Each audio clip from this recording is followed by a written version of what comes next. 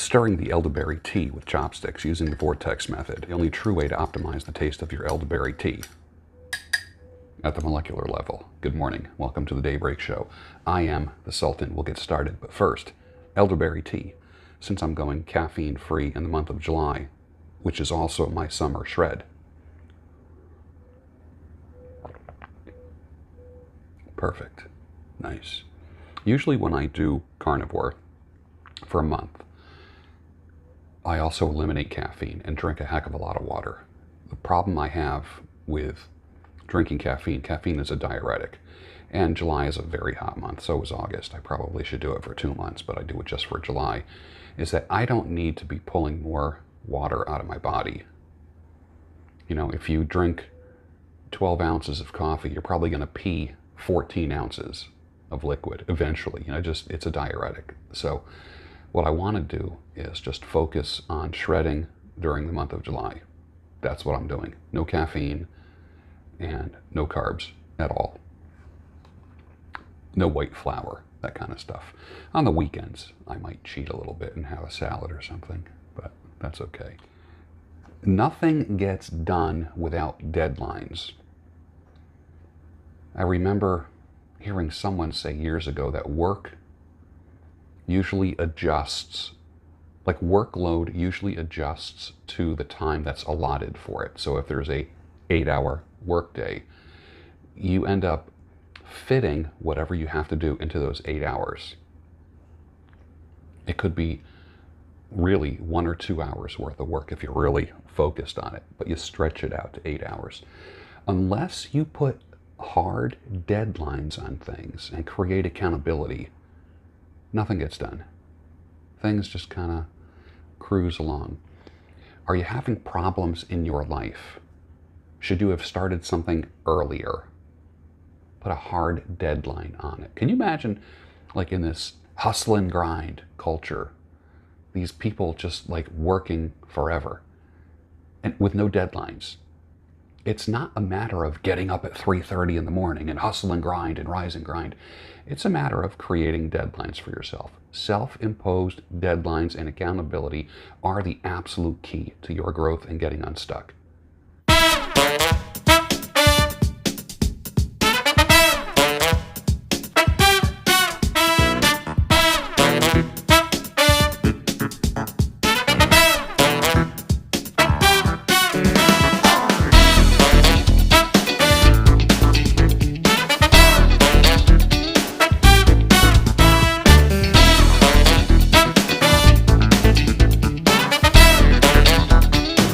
There's nothing else.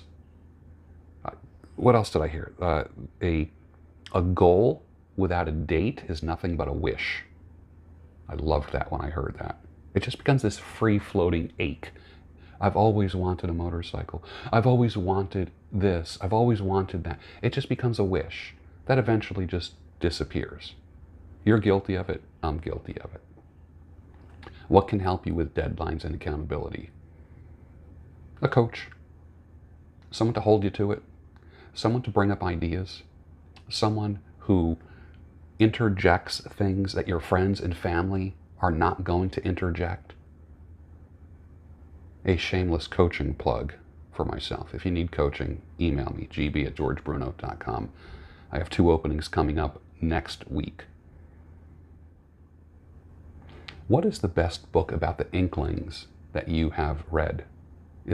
If you don't know who the Inklings are, then this means nothing to you. But for those that do, just recently referred to the book called Bandersnatch. C.S. Lewis, J.R. Tolkien, and the creative collaboration of the Inklings. It's a paperback.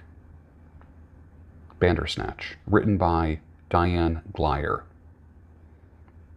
I'm leaning towards that book. If you've read any other books about the Inklings, actually there is a book called The Inklings that I'm looking at now on Amazon. C.S. Lewis, J.R.R. Tolkien, and their friends were a regular feature of the Oxford Scenery on Thursday nights. They met at Lewis Magdalen College Room to read aloud from the books they were writing. Jokingly, they called themselves the Inklings. I might end up reading that book as well. But I kind of like anything that revolves around Oxford. A lot of cool stuff came out of Oxford. But what is the best book that you have read about the Inklings? I'm leaning towards Bandersnatch right now. Here's a great cartoon, The Thinker and the Doer. Right near me is the Rodin Museum in Philly, and I do my walking many times right down the parkway past a statue, the bronze statue of Rodin's Thinker. The Thinker and the Doer. You know, there's a lot of thinkers on social media. If that were updated today, it would be called The Talker, because on social media there's a lot of talkers and not a lot of doers. I think there needs to be a combination of all three, but if I had to choose one, I would choose do. What would you rather do, think or do? As a former therapist, I can say this with a high amount of certainty. You can think your way into depression. You can think your way into mental despair, but you have to act your way out. Let me say that again. You can think your way into mental despair, but you have to act your way out. And after dealing with men so long,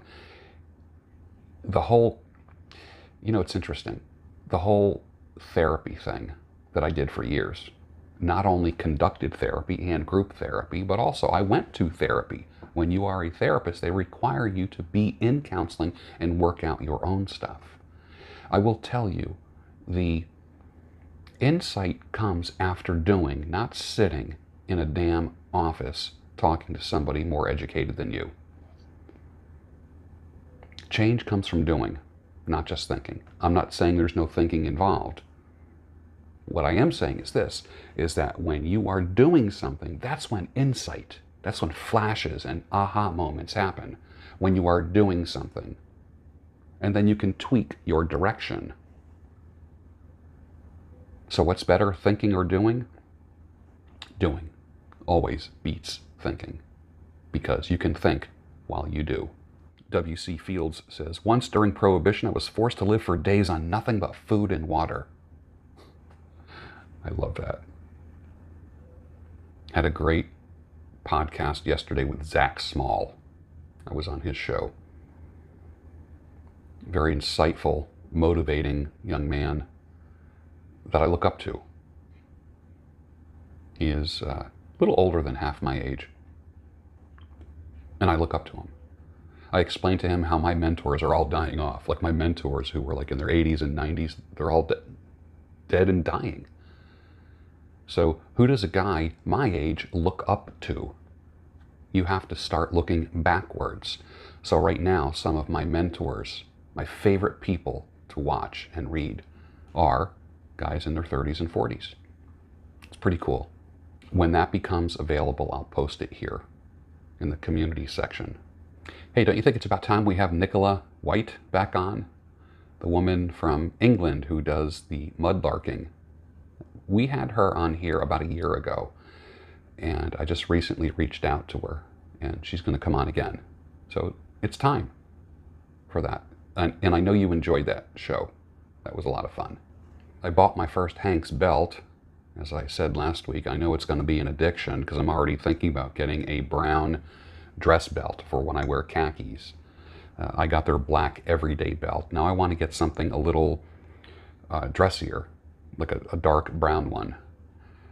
And you kind of get addicted to things that last forever, which is weird. Which is almost like this paradox, because I don't want a lot of stuff. I don't want a lot of stuff. I know when I move, a lot of stuff is going in the dumpster. Just a lot of stuff. And so what will I hang on to? Books, my kitchen stuff, because I love cooking. What else? Just a few mementos. But I can pack everything I own in a 10 by 20 storage area. Everything. Like, for instance, like furniture to me is just utilitarian. I don't care about furniture. It doesn't matter to me. You know, when I get married again, I will buy a bed with my wife. I do not want another woman in that bed. I will literally sleep on a cot I, I don't need a bed that has stories and history to it and bringing my wife into that. And for instance, if I was dating a woman, I'm not interested in her crime scene of a bed either. That thing that's been used and abused. The bed, that is. So if I get married again, we go bed shopping. So, for instance, I have no attachment to furniture of any type. Like I have a writing desk that was my grandfather's. I'll hang on to that. Bookshelves, very utilitarian. Tables, chairs, utilitarian. Couches, coffee tables, end tables, lamps, utilitarian. Everything is, like, nobody's going to want any of that stuff. You remember my lecture from a couple of years ago, probably 3 or 4 years ago, where all your shit's going to end up in a dumpster or an estate sale or garage sale or Goodwill. Your loved ones, if you drop dead today, people will pick out a couple little things here and there. Oh, this was his watch. They might want a straight razor, a pipe, something like that. But think about your stuff. We're collecting shit. Your shit's going to end up in a dumpster, Goodwill, or an estate sale. And then the people that love you are going to be picking through your shit to just pick out a few things. They're going to want your money more than anything else. So let's get real about that. All the stuff that you surround yourself with every single day, all the stuff that makes you happy, that's cool that it makes you happy. I'm glad that it makes you happy, but it's all 100% utilitarian and temporary. Back to the topic of belts. When you buy something that lasts, people will want it. For instance, something like watches, an expensive belt, not a belt that you bought at Marshall's or something like that, but things that are made to last will be passed on from generation to generation. I like to say that when you buy things of quality, you are just a mere steward of that thing, taking care of that thing until you are no longer here. Then someone else will be taking care of it. Like, for instance, my dad was getting new glasses, and I liked his glasses. These are my dad's glasses. I really, really like them. And I want to get new lenses put in them. But these are my dad's glasses. There's not, when I think about, like, my parents who are in their twilight years, what do I want of theirs? I don't want their furniture. I don't want, it's a few things that are significant. These are my dad's glasses. My dad read with these. He played his guitar and mandolin with these. So I will get new lenses for these. These are my dad's glasses. Understand what I'm talking about? There's two kinds of people in the world. I said this last week. There's the people that said, gee, I'm glad I did this, and darn, I wish I had done that. Which one are you? People's faces change when they talk about regrets. I think I heard Anthony Robbins years ago talk about this. I don't know if he's the original guy that said this. He talked about the rocking chair test. Picture yourself as an old person, at 100 years old in a rocking chair, thinking about your life. What you don't regret is the things that you've done. You regret the things that you didn't do. I wish I had done this. I wish I had done that. I wish I took that risk. That's super important. Think about that, the rocking chair test. That never, ever gets old. That is why I love the whole concept of deadlines and accountability. So many have unfinished books. Oh, I could write the most wonderful book. Well, then do it. Then do it. People think, oh, I'm going to start a YouTube channel, and people think it's going to just explode and they're going to make a living. I can tell you about making a living on YouTube. I was doing well until 2 years ago, and then I got demonetized. I was making quit your job money, and then there goes my dream. I actually started on YouTube because I wanted to get out of going to a job every day. What a letdown. So I had to stop, drop, and pivot. Make some new decisions based upon new information. The only thing that has helped me survive in life is hard deadlines and accountability. Nothing else matters. Now finish your coffee, and I'll see you next week on the Daybreak Show, your home of sanity, clarity, and reason. My name is Erin. I use she, her pronouns, and I am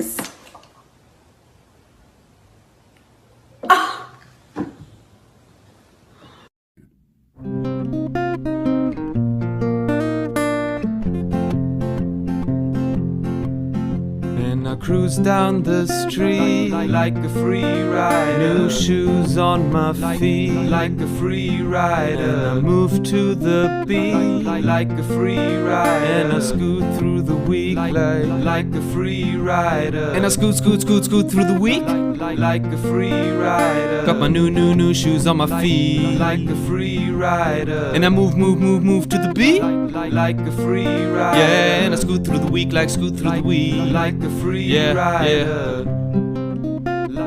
Like a free rider. Like a free rider. Like a free rider.